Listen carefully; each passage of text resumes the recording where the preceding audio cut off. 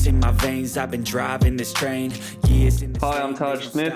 I'm an under 120 powerlifter. and I changed it to play how I like It's lunchtime. That's it. taking shots, skipping breaks, feeling lost, feeling great, popping off, singing straight, never stopped, never changed. All the squad here to play, and I've got something to say, yeah. I work hard each Alright, and every right. day. So, some questions, we'll see where the conversation goes. Just have some fun with it. Won't stop till I make a change. I withdraw on the things I make. I turn flaws into flawless traits. I build tall, never capped in space. I won't stop till I hear him say, Hello, good thanks. What's your name and who are you? My name is Tudge, and I am. I don't know who I am. You don't know who you are? Can we restart? Yeah, you go. Oh Alright. God. What's your name and who are you? My name is Tudge. I'm a student mechanical engineer, and yeah, it's just a average person, I guess. You know. Yeah. Just, What do you do for work? I regrout showers for work, so I've been doing that for nearly 8 years. Plain as yeah, it's just a plain job. Yeah. When did you get into powerlifting? Probably got into powerlifting maybe 4 years ago. I first started at Ruchi's gym, and yeah, before then I'd only been gymming maybe 3 years before that. Yeah, so just got into powerlifting. Sort of outgrew my gym, Fitness Hub in Bullsbrook. It was a good gym, but I realised at that time I was getting a bit strong, and I didn't really have the knowledge or capability to improve my technique like it needed to be. So I went on to find a coach, and that was Dan Rucci at the time, and that shortly led me to here as Strength Club, and yeah. Cool, man. Yep. So, have you found it hard to be full-time student? Obviously, regrading showers pretty hard in your body. How have you found balancing all of that? Describe that to us with powerlifting. Yeah, it's pretty difficult, in all honesty. Time management is a pretty big thing, and I still struggle with it from day to day. I think the biggest thing with powerlifting is recovery. So I think for me, it comes down to priorities. You know, if I can prioritize powerlifting as much as I can, then that's great. You know, get my 8 hours of sleep each night. But you know, usually towards the end of a semester, you know, I have to prioritize study a bit more, and there'll be some nights where I'm only getting 5 hours of sleep. So it sort of depends on your priorities at the time. And I do try and, you know, make sure I get as much sleep and as many calories as I can for training and powerlifting. But at the end of the day, it's just a hobby, you know. So there are more important things in life, you know, working and being able to afford food's a pretty big priority. So, you know, sometimes you gotta just push through, and you know, if training goes to shit because you're not getting enough sleep or food, then so be it. But you just keep on keeping on, I guess. This is a good one. I want to segue with that. Yeah. My next question is, what makes you a champion? Well, in all honesty, I don't consider myself much of a champion. I'm just, you know, at the end of the day, we're all people, you know. Like, others might see us competing at Night of Champs and think, oh wow, that person's pretty cool, but you know, at the end of the day, we're just people as well. So I think in that respect, anyone can be a champion. It's just a label, really. So what makes me a champion? Well, what makes anyone a champion? We're all people. Who's your greatest role model and why? That would definitely have to be my dad. His name's Bruce. Pretty cool name, I reckon. Bruce. Imagine calling your kid Bruce. Imagine telling off your 4-year-old kid, Bruce! Like, no, that kid's going to be telling you off. Anyway, yeah, so my dad, he's probably, yeah, my biggest role model. Was that the question? I can't remember. Role model, yeah. So definitely my dad. He's a hard worker. He's pretty insane, in all honesty. You know, he's always put his family first. He's always made sure that my younger sister and I have always had a roof over our head and food on the table. He'd be up and about and head to work before the sun comes up, and he wouldn't get home until the sun goes down. And he's just done what he have to do. He's never really had a choice, and he works hard. And yeah, I reckon he's pretty insane because, even times where he really should have gone to the hospital, he's like, no, can't take a day off work. So, he's torn nearly most of the ligaments in his shoulders just from injuries, and he's torn his bicep in half, and never went to the hospital just because he was like, well, can't take time off work, can't afford to. So, yeah, he's a little bit broken, but he just keeps marching on, and it's always been for his family. And yeah, he doesn't have a choice really, but yeah, I think he's really set the standard as to what it means to work hard. So I'm proud of my dad, and he's probably my biggest role model for that reason. Do you think you've taken attributes of that into, clearly you've got study, you've got your job, you've got powerlifting, you've got mortgage, you've got all these elements. Do you think that hard work has come from you seeing your dad? Yeah, it definitely has. I think because growing up and seeing how hard he works, I don't want to end up like my dad, being nearly 70 years old and still working the same job he's had since he was 15. He's a hard worker, but he works too hard. But like I said, he never had a choice. So for me, he's set the standard of how to work hard, but he's also set the standard of what I don't want to be in future. I don't want to be 70 working like the way he does. So for me, he's always told me, just get smart about things, don't end up like me. So I've taken that on board and, put things in place as best I can to set my future up. You sort of mentioned mortgage before I did, but I was very fortunate enough to be in a position at a young age to build a house at 18, and I've had that rented out. It's still currently negatively geared, so I still have to make monthly repayments, and it is a big financial stress being a uni student as well, and only being able to work part-time throughout the semesters. But that's just part of me sacrificing who I am today for who I will be tomorrow. And like my dad, I kind of do it for family reasons, even though I don't have a family for myself, but doing all this now to make life easier in the future. So when you're talking about lessons in powerlifting, right? We always think we can draw back the things we go through with life and powerlifting. You've represented a level already in your short career of powerlifting. You're national, you've got there, you've been to that level. Yeah. What are some lessons you've learned in life by doing powerlifting? What's powerlifting taught you? I think powerlifting has taught me to turn up no matter how you're feeling. It's sort of each workout's a brick, and it's sort of, you're building a house sort of thing. So brick by brick, day by day, just turn up, and it doesn't matter if you have a shit workout or a shit day. You just you turn up and you persevere and you get through it. And at the worst of times, it's just day by day, and that's what each session is as well. Sometimes, I come to the gym when I don't really want to, and I do the session regardless, because I know over time it all adds up. So I can definitely correlate that with everything else in life. I'll wake up some days and I don't want to go to work. I don't want to do my study. I might, be feeling pretty shit, but you get up and you fucking tuck your shirt in and get to it. Yeah.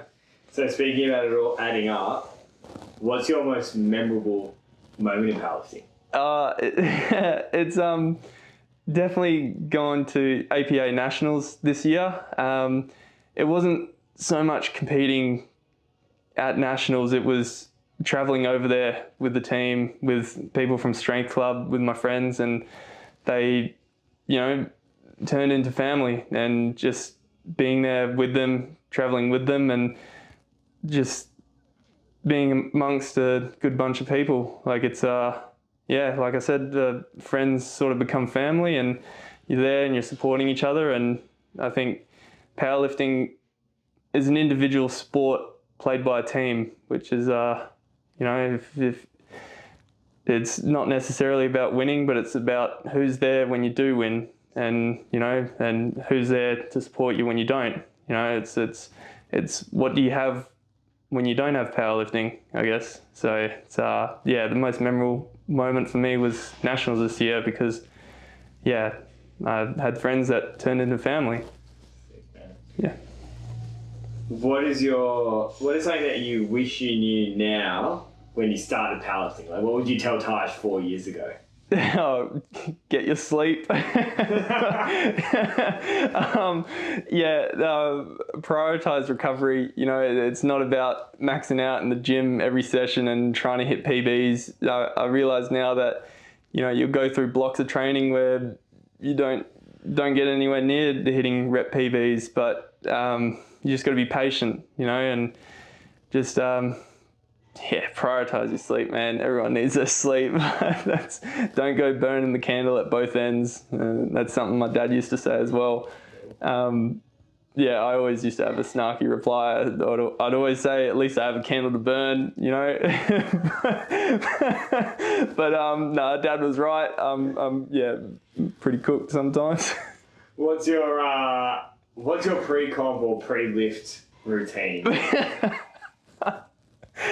I don't have one. I see people, even at nationals, man, or like state level or any competition, people have their headphones in and, they're getting themselves hyped up and psyched up. And I remember at nationals, actually, Connor was like, Connor, my mate, who was handling me on the day, we walked out and we're lining up, getting ready to do squats, and he's like, "Oh, where's your headphones?" And I was like, "What do you mean?" He's like, "You didn't bring headphones?" I was like, "No." And he thought it was the weirdest thing. No, I just stand there, and then when it gets time to lift some heavy weight, you just I just sort of psych myself up. I don't like to overly perform. I don't really like attention, in all honesty. So I'm in my corner and I have my smelling salts, and I saw, not that I really notice, but I do a bit of make a bit of noise, like a bit of grunt and whatnot. But that just gets me to the sort of arousal level I need to be at to, get the weight moving. So I don't really have much of a routine, I just stand there, and then when it's time to go, you just flick a switch and Tudge time. What are your interests outside of lifting? What are your other hobbies? That's always a good question. It's because powerlifting is probably my biggest hobby, but I guess poetry. I don't write as much as I used to, but poetry has sort of been a big thing growing up, especially throughout my teenage years. It was just a way for me to express how I was feeling. I was never very good at, saying things directly of how I feel. People would ask how I'm going, and I'd just, good, thanks. But for me to express things, I'd have to write them down. And when I did that, it turned out to be poetry. I used to write poems. Don't do it as much as I used to, but that's probably a little interest of mine. I like the way that people can write and express things, metaphorically and indirectly. It's a nice little niche thing, so that's probably one of them. Also, I used to play a sport called polocross. So, my family and we used to have horses, so I still ride every now and then. Definitely don't during prep for comp, because, falling off a horse can probably mess something up. But, still into my horses, ride every now and then. And so just probably two random things. But poetry and horses. It's awesome, man. Yep. What's your goals for the next few years with powerlifting? I guess just get as strong as I can.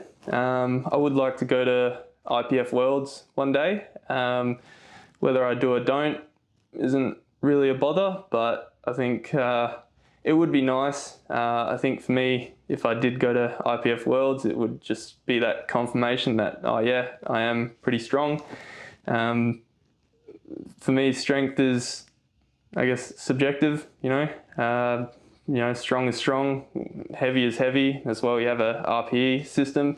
Everyone's, an RPE 8 is an RPE 8 regardless of the weight. So, just get as strong as I can personally. And, that's it really with powerlifting. It's, like I said, it's just a hobby. So it's not a lifestyle. It's not the end of the world if things go to shit. But, I'll just keep getting strong and stay healthy while I get strong. That's probably a big thing. Probably quality of life is definitely more important than powerlifting. So if my hips or shoulders or anything are giving me a bit of grief, it's better to prioritize that than getting strong. So, yeah.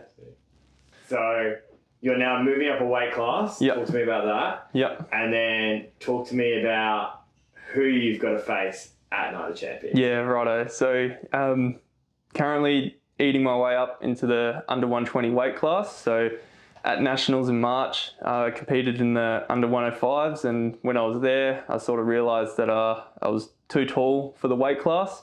Everyone who did really well at Nationals were all sort of the same height and the same build, and I was just too tall for it. So, eating up to the 120s. It's been difficult, not going to lie. The weight gain, this is the heaviest I've been. Some days, with a lot of food, I'll reach 118 kilos. And, before then, I've never even reached 108 kilos before. So there's a lot of strain on the body just with adjusting day-to-day life, putting shoes on in the morning. I have to take a different approach than what I used to.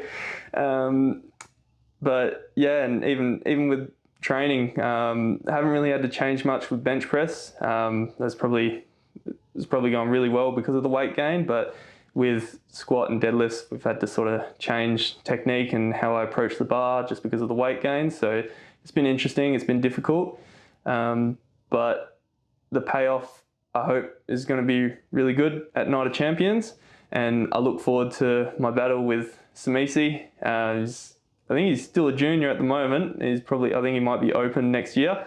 Yeah, but Samisi Yamato, someone I look up to and someone I get along with really well, and I look forward to my battle with Samisi. So yeah, it'll be interesting to see how we go. Yeah. What's your current thoughts if we're talking about Samisi? What's your strategy? What's in your mind at the moment? Because you are friends. Yeah. So what's your strategy at the moment? Because this is probably the first time you've had a head-to-head in a very long time. Yeah. It's been over a year since I've had a head-to-head with someone. So strategy, straight off the bat, I definitely have the bigger deadlift. He has the bigger bench. He probably has the biggest squat as well. If I can sort of keep up with his squat, stay within 5 to 10 kilos, that will set me up for not having to lift so much on my deadlift. But his bench press at the moment is probably, if things don't go well for me, he's probably 30 kilos ahead of me on bench press, but I'm definitely 30 kilos ahead of him with deadlifts. So on the day, I definitely have the advantages when it comes to pulling last. So I will probably weigh in lighter than Samisi. He's definitely a big boy, and I've just with eating into the weight class, I definitely haven't hit 120. So I'll weigh in a little bit under that. So on the day, all I have to do is just match his total with my final pull, and that's what the goal is really. Are you ready to just put whatever you need on the bar? Yeah, man. You don't need to tell me what's on the bar. Just put it on there, and I'll give it a crack.